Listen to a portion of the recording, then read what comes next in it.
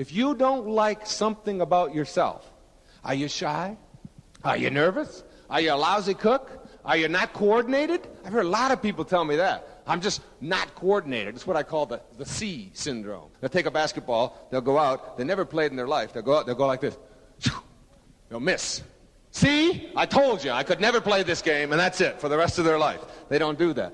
Forgetting something so crucial, failure is wonderful.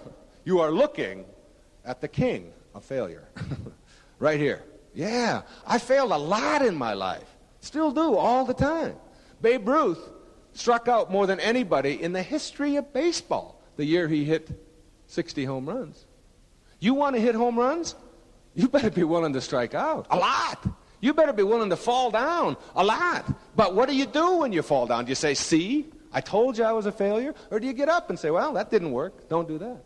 I'm always reminded of Thomas Edison, who was working on inventing a storage battery, some way to store electricity. He knew kind of what it was and so on, but he just didn't know how to store it in any way. And he had tried 25,000 different combinations. He still didn't have a storage battery. And one of the reporters asked him, he was like 77 years old, and they said to him, Mr. Edison, how does it feel, someone as famous as you, to have failed 25,000 times? It must be awful. He said, failed? I don't even know what you're talking about, failure. He said, today, I know 25,000 ways not to make a battery. What do you know?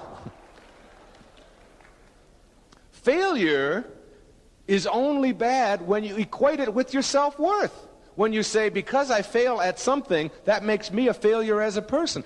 The healthiest place you can get to is the place where you're willing to try anything.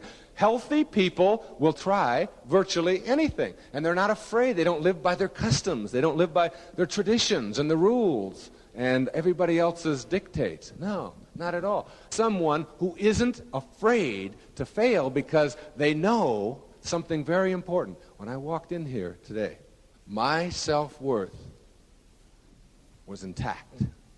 It comes from myself. That's why it's called self-worth.